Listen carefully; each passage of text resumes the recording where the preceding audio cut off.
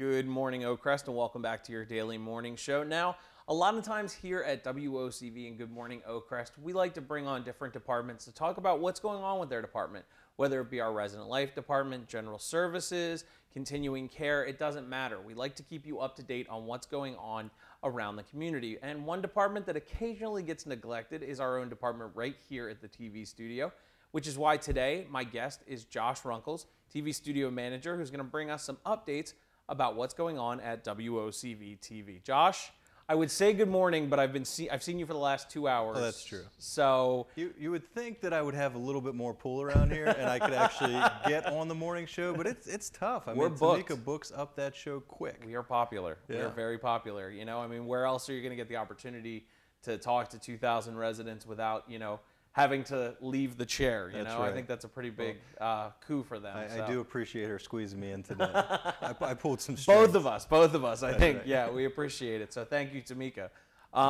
We've got a lot of stuff going on in the studio. Absolutely. It's been a very big year for us, 2013 has been, and I wanted to get the opportunity to kind of tell the residents, you know, how we're doing, what's going on, what we've done for them, because I feel like, you know, and I think this is something that you and I both, as well as Tamika, say a lot, that the TV studio touches a lot of different departments and a lot of different residents, and we have a very wide berth when it comes to who we talk to and who we deal with. Absolutely. So I think the first thing I really want to talk about is some of the big events that we've been dealing with this year. And I say dealing with, but I mean, you know, that we've been working with. I know one event that just passed was our Gala.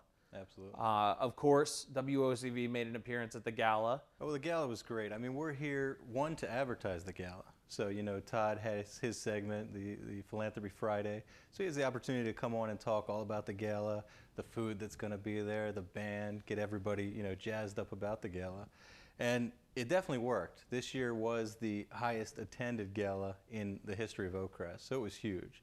And we were there, you know, cameras ready to go to film the event, and it went really well. You know, there are some people that can't make it to the Gala. That's right. And even looking forward to it in the sense that next year we're going to have another Gala, and next year we're going to need to advertise it and try to convince people to come on out to the Gala. And this is and what better way to do it than to say, hey, look, here's what happened last year. And of course, it's important for us to be there, even if you pack the house. You know, you're still looking at what 1/4 of the community that's there. That leaves, you know, 3/4 of the community that get to watch it on TV that weren't able to attend the event. So that's kind of how I look at everything here. Most events that happen are not going to, all events are not going to involve every single resident here. Right. So it's important that we're there with the camera and we can bring that to their living room whenever they're ready to watch it. And so many of our residents have such a joy seeing even just people having fun. You know, I mean, where else can you turn on the TV and see somebody that you may have eaten dinner with last night, you know, doing the chicken dance or the electric slide? So I think, you know, it's a really good opportunity when it comes to the Gala. And there was plenty of good dancing. I mean, make sure you stay tuned and you watch the Gala package that will air on the next Philanthropy Friday.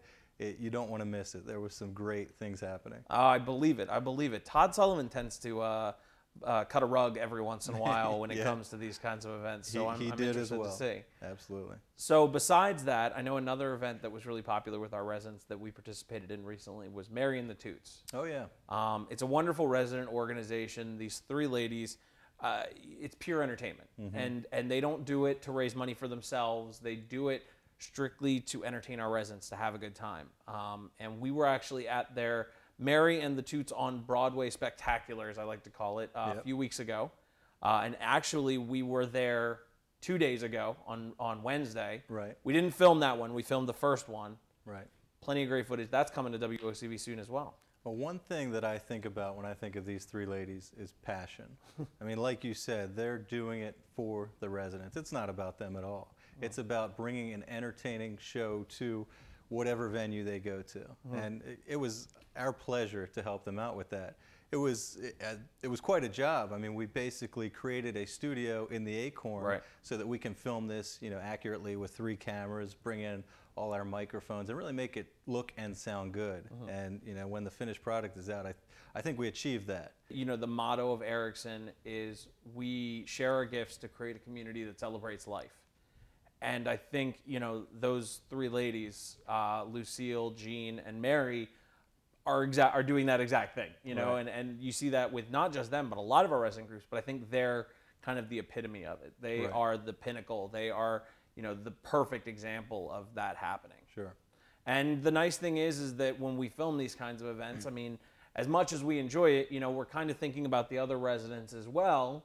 And so filming it, we get the opportunity to provide some more programming to our residents and bring them events that, you know, other communities may not have, which Right. is a great opportunity. And we may even share it with Charlestown, with Riderwood, with, you know, Cedar Crest, all of the different communities up and down the East Coast, as well as the ones that we have out in the Midwest. Right. I'm glad you mentioned that because I do get that question a lot, you know, when people come on the show.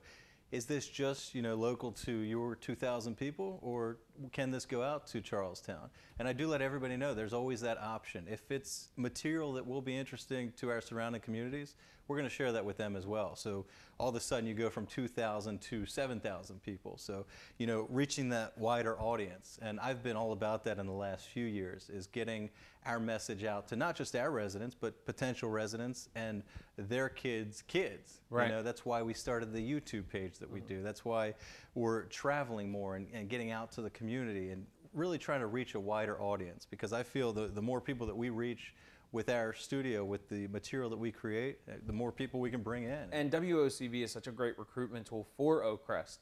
You know, I mean, besides the fact that you look at it from the perspective of what other independent living retirement facility are you going to go to and have your own TV station? That Probably none. Right, exactly. You know, Stella Maris isn't going to have that, you know. I mean, they may have something similar, but nothing to this extent. Right. So it's nice to get the opportunity to use WOCV as that promotional tool. And the funny thing is that a lot of people don't realize is even when we go out to all these locations and people are like, oh, where are you from? We're like, oh, we're from Oak Crest.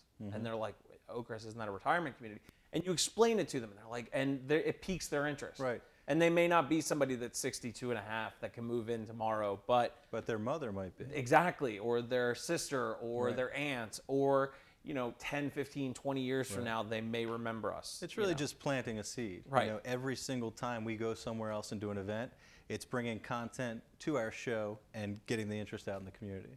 Have there been any other big events that we've kind of been working with? Yeah, I mean, I think let's focus on that a little bit. We've been traveling a lot more. That's you know, true, yeah. That's something that comes up on the survey. You know, we want to see more outside events. We do focus groups, and that seems to be, you know, we're in the community. What, you know, get us outside of the community a little bit for those who can't travel. So we started, I think the thing that triggered this was that Raven's video that was shot here, Yeah. you know, but reached 40,000 plus people Right. on YouTube. We created, you know, when the Ravens went to the Super Bowl. Our Super Dreams video, Our yeah. Super Dreams video. 40,000 plus people that might have never seen any part of Oak Crest, you know, got to see it. And at that point, we're thinking, you know, what else can we do? What else can we do? Right. So it really triggered us. You know, the 98 Rock thing was huge, with John Gantz being able to travel to a local radio station and Right. talk about Oak Crest, bring his sense of humor to the public.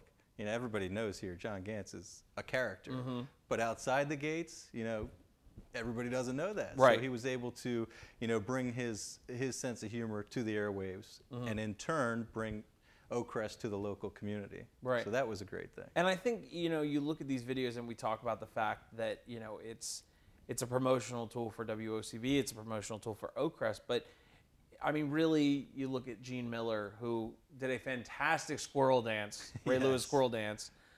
You look at somebody like John Gantz, who is such a character.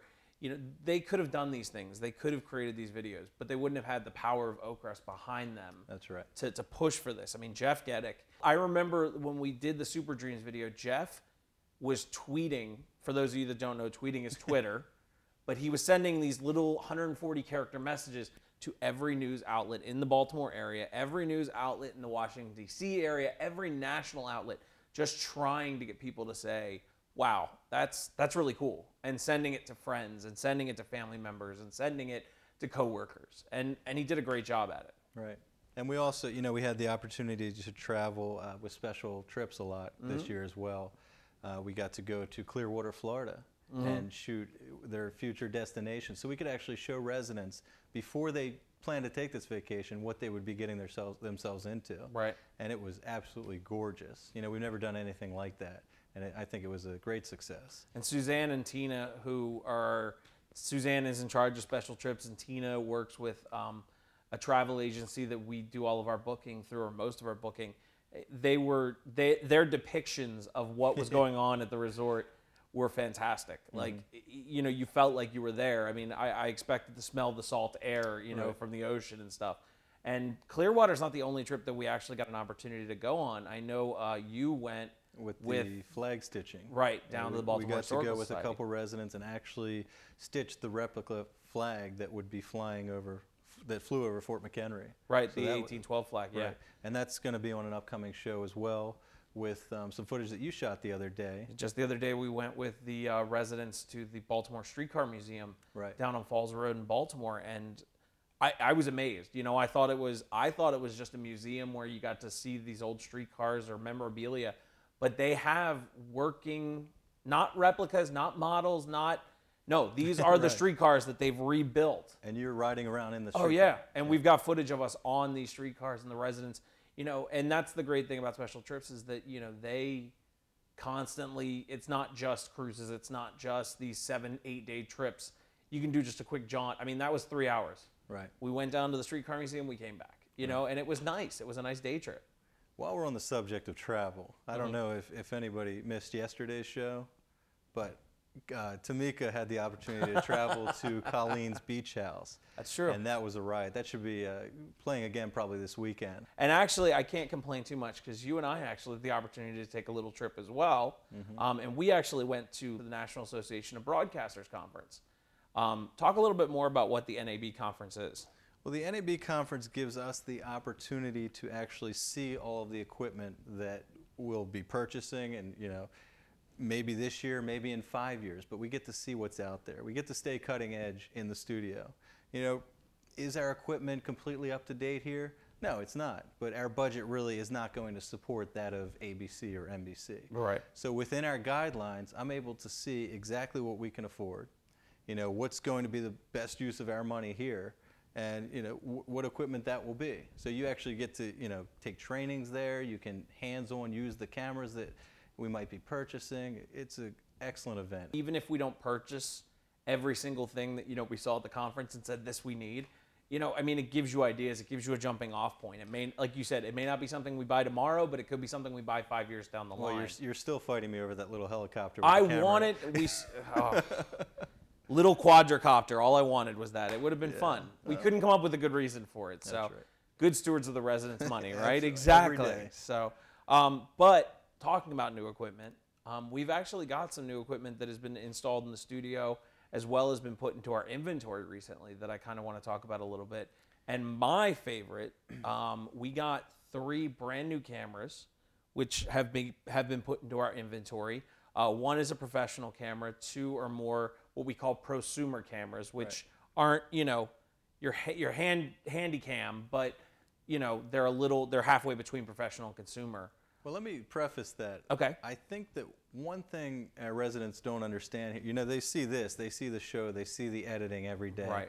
One thing the residents don't realize, a lot of them, is that we're responsible for every piece of equipment on this campus. If there's a projector in the conference room, the lighting in the hall, you know, all kinds of things you wouldn't even think of. Right.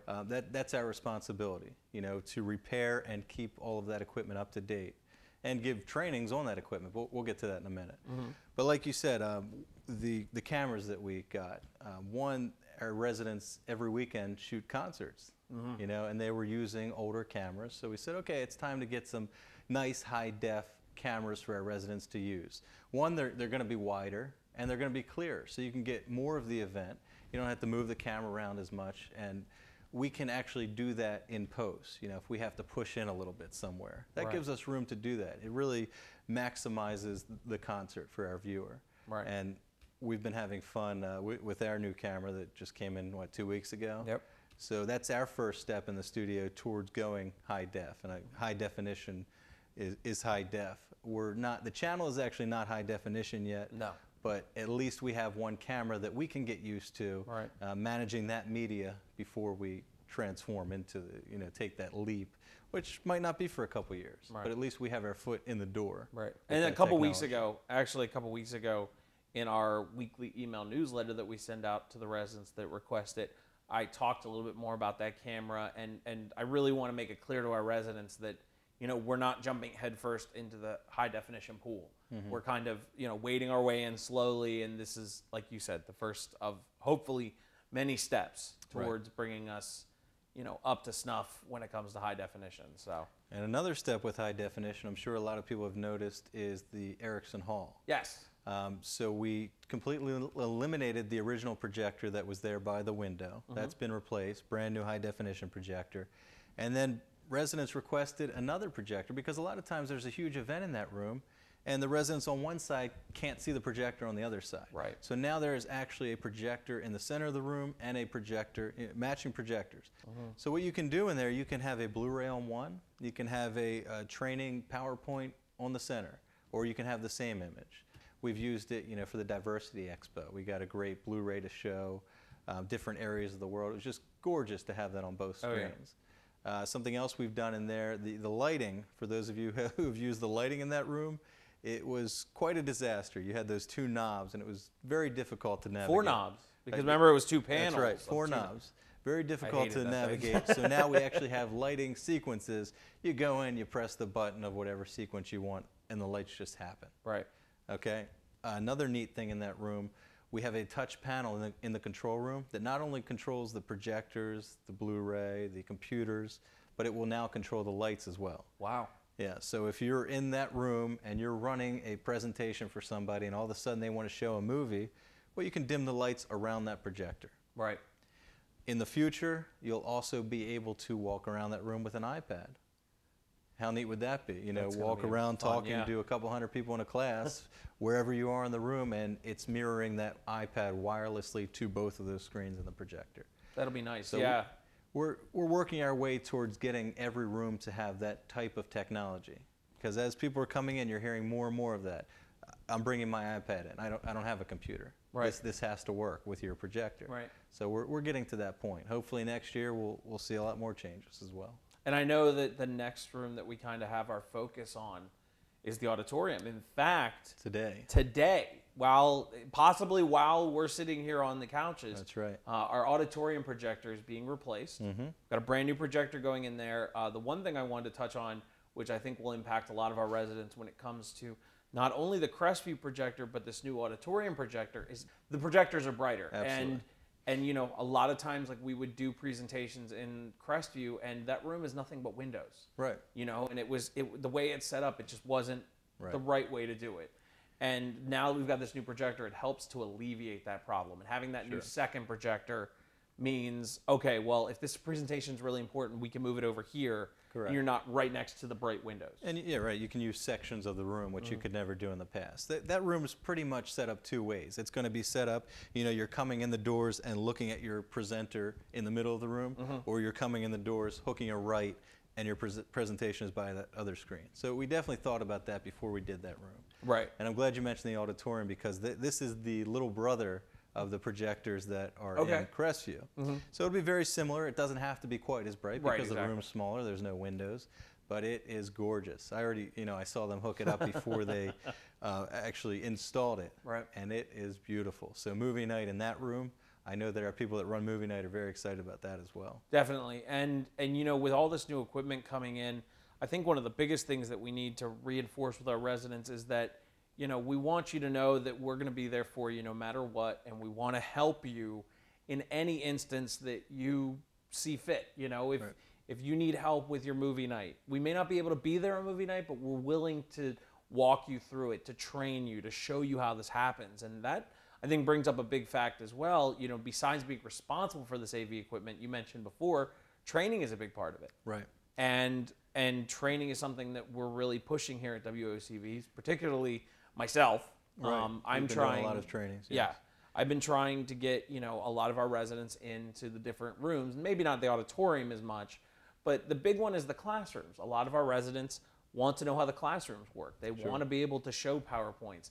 You know, we've got this brand new iPad users group. I don't think I can even call them brand new anymore. They've been around for almost a year now. Our own Tamika Harris has been helping them out.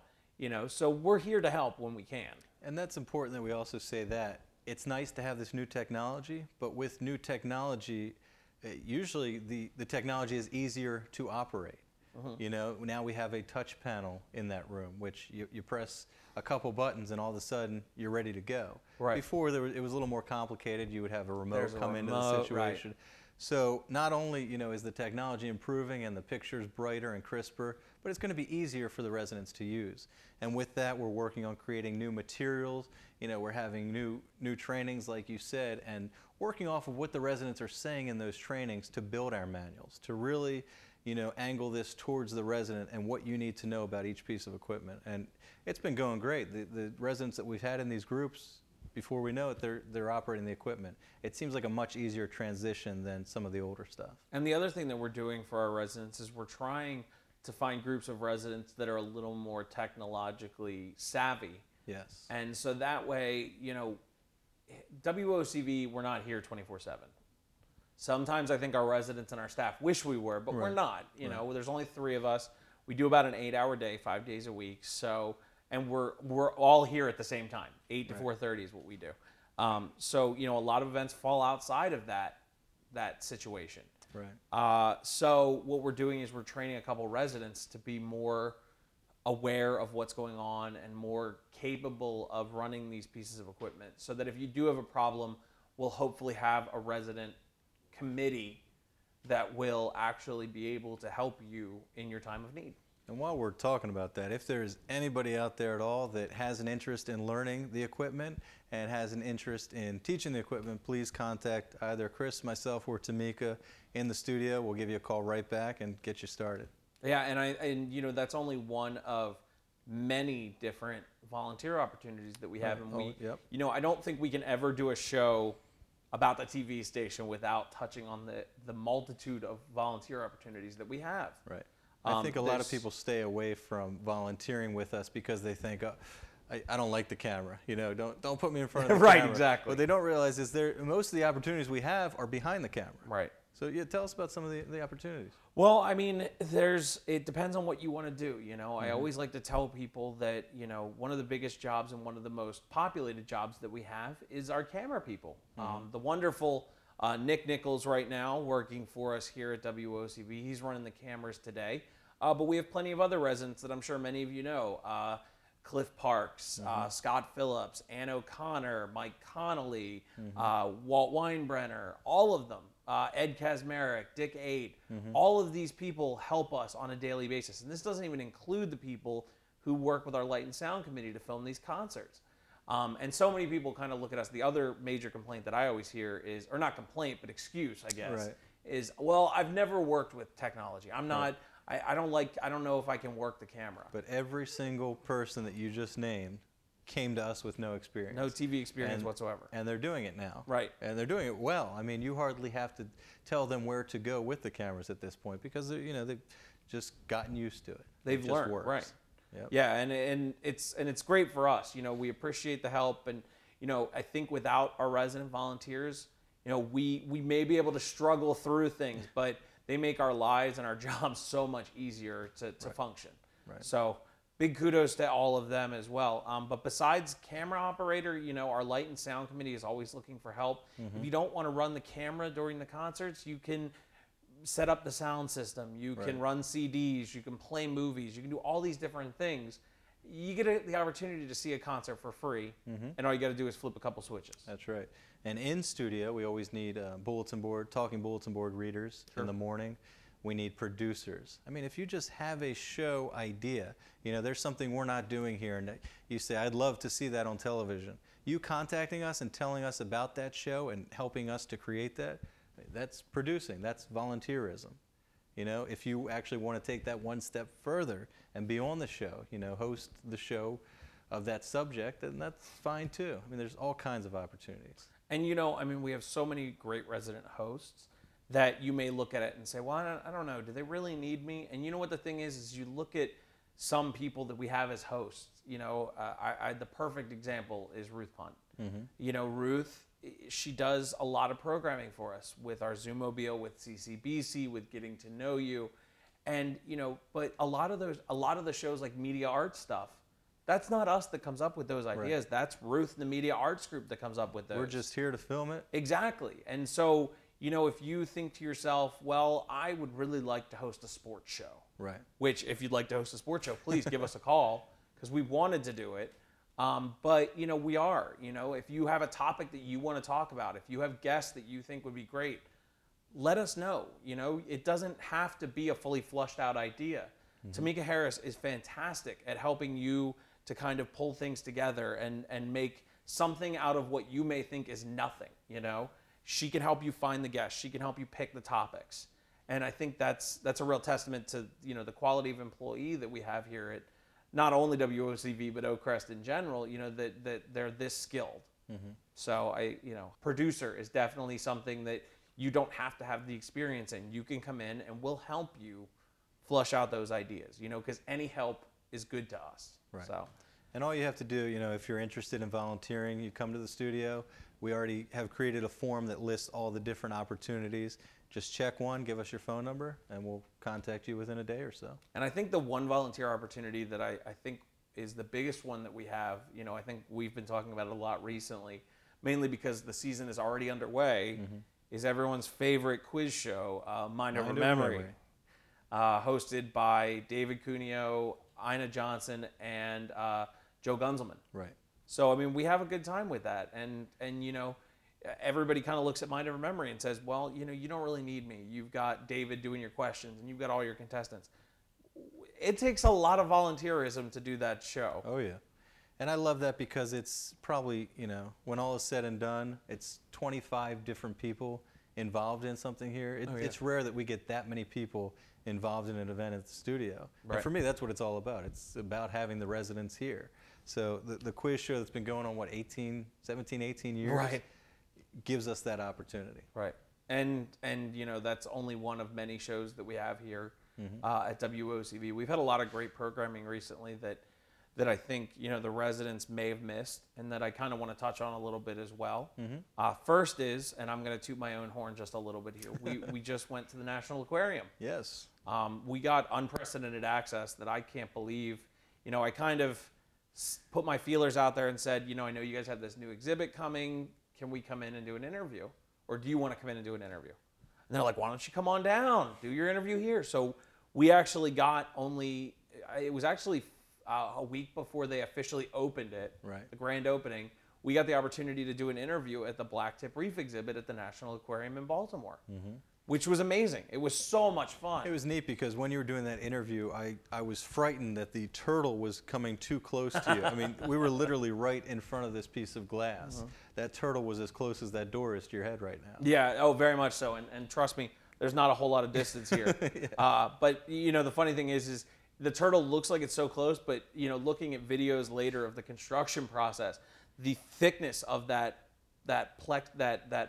plexiglass surface that they had, it's easily like a foot thick, and you just don't even realize it. It's so clean and crisp, and it's amazing. I think it has to be with the sharks in there. It does. That would be dangerous. That would be. I'd be terrified of a mini version of Jaws going on at the National Aquarium. Right. But we did. We got the opportunity to go out and see that, and then we had Nancy Hotchkiss, who is in charge of visitor experience at the aquarium. She came by and talked to us about not just what's going on with the Blacktip Reef, but also, you know, a lot of their outreach programs. The National Aquarium is very big into government policy pertaining to the water. You know, it's a big deal for them. And so it was nice to hear about what they're doing to help the Chesapeake Bay, to help the Inner Harbor, and all that stuff. And I think that format, you know, the show's format has changed. You know, as much as we're able to change it, we're trying to do that because, you know, we get the request, you don't want the talking heads, you know, you don't want the set all the time. Bring some footage into it. If you show me what you're talking about. So we've been trying to do that a lot more this year.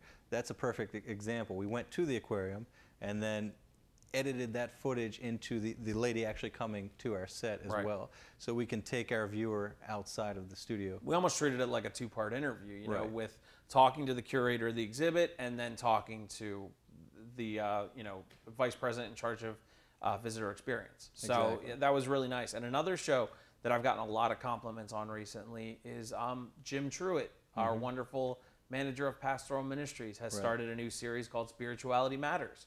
And a lot of residents really enjoy hearing from Jim and hearing from our pastoral ministries department and what's going on. Well, really, that's one of my favorite parts of the job is we get the opportunity to work with every single department. I can honestly say every department here at Oak Crest, you know, has been on the show in some fashion. Right. And many of them have their own segment on the show. So these are departments, you know, home health, home support. A lot of people might never get the opportunity to deal with them or see them, you know, in the workplace. But we can bring what they do to light here on the show. I just really enjoy that, and I think more and more every year we're incorporating, you know, more of the departments into the show. Definitely, and I know recently, you know, we had Dorothy Darby on talking about Erickson Advantage, and you know, a lot of our residents who are former employees of BG&E and Exelon, you know, they recently had some retirement benefit changes, and I mean, it was great to have the opportunity to bring Dorothy as well as one of the former employees on and talk about what this means to the residents, what they can do to what Dorothy can do to kind of help them sort out this whole situation. Right. And resident involvement, that was another big thing. You know, people want to be able to ask the questions. You know, Gab with Gary is hugely popular around campus, and that's because the residents, you know, get to voice their opinions, good or bad. I mean, that's what we're all about. We want to hear it. So this year we've been doing a lot more call-in shows. You know, we've had half the departments here come on, and we've given the residents the opportunity to actually call in and ask your questions. Yeah, and you know, we did something that I think in the 5 years I've worked here we've never done, which is, you know, normally when we do our call-in shows, it's always been Gary or Colleen coming on with you know, Joyce Malone, or coming on with Dr. Jeff Landsman, or coming on with Wendy Kelly from Human Resources. But the past couple weeks, we actually did an entire show, no executive director, no associate executive director. It was Joyce Malone, Jeff Hohenberger, and Lori Laverty, who are three of the biggest faces of general services. So, you know, if you had a general services issue or a general services question, these were the three people to ask. It was housekeeping, grounds, and the director of the department. And then dining. We did the same thing with dining, like the next day, I think. You know, and having David Colasico and Joe Bollinger on to talk about what's going on in dining services. You know, there's so much going on here that, you know, sometimes we need to let the residents know again, you know, what's going on. And I hear, you know, unfortunately there's people that don't get the opportunity to watch our show. So we are on, you know, at 10, 2, 7, 9, and midnight. I think that's plenty of opportunities to watch the show, and some of them will rebroadcast on the weekends. But I want to reach out to the audience that's watching right now. You know, if you know there's a couple of your friends that don't watch the show and are missing this information, and then, you know, sometimes later they'll ask about something that they would have seen on that show, please let them know. You know, at least give us 3 days a week. You know, watch the show. We're going to focus on every issue that the residents might have here on this show. It's important. It does not hurt for us to press again that if you have a show that you want to know about, if you have an idea, you could call us, tell us your idea, and then not touch it again, and we will take it and do what we can with it. I know in the next couple weeks I have planned, we have a medical lecture that went on earlier this week with our medical department about sleep apnea and sleep disorders. We're going to be having a couple of doctors from a foundation on to talk about sleep apnea, and I believe it's going to be a call-in show, so they'll have the opportunity to speak one-on-one with a doctor who specializes in these conditions, these ear, nose, and throat conditions. Suzanne Howard, you said, she's coming by, which is always a pleasure to see her. You know, I mean, WOCV, we do so many big things that I think so many of our residents miss out on, and we really don't want them to. I mean, I think my favorite one you mentioned, Tamika's trip with Colleen to Rehoboth Beach just yesterday. I mean, we had Colleen Lepresto on talking about what, you know, is going on since retirement, how things have been.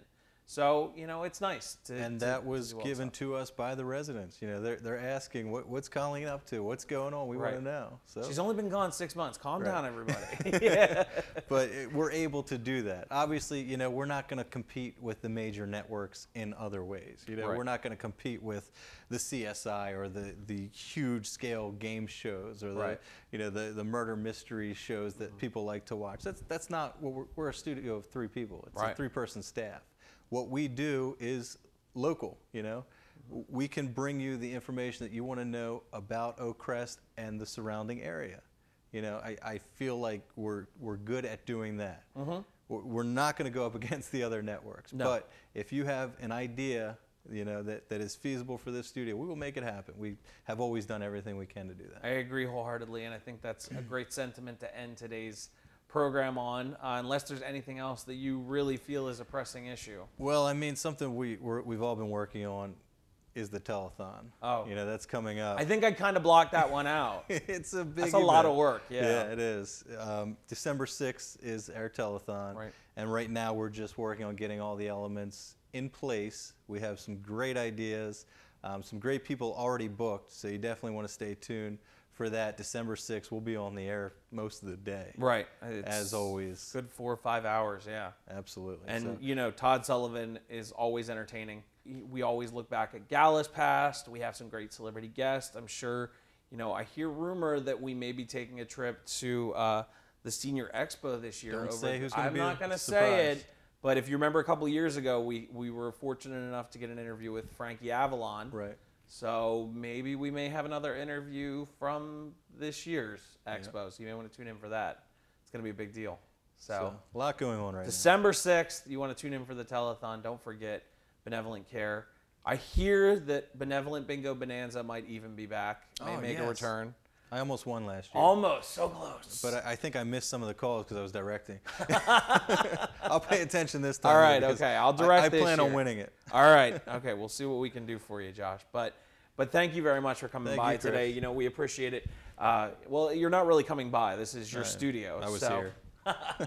He'll be here for the next couple hours, folks. Right. But if you missed any part of our program today, we've been talking with Josh Runkles, the manager of the TV studio, and we've been talking about all the great things going on here at WOCV, as well as the great things that are coming up. If you have any questions pertaining to the TV studio, if you have any ideas, if you have comments, questions, it may not be a call-in show, but we always want to hear from you. Don't forget, you can contact us right here at the studio at 410-663-3013. Once again, that phone number, 410-663-3013. We're always happy to hear from you, and we always do our best to try to keep you, the residents, happy. Well, if you missed any part of our show, don't forget, you can tune back in for our rebroadcast at 2, 7, 9, as well as midnight. And if you forget those times, don't forget to check out our TV guide. It's always available in the communication racks near the community front desks. I'm Chris Taydus. Thank you so much for tuning in. Have a great day, and we'll see you back here tomorrow.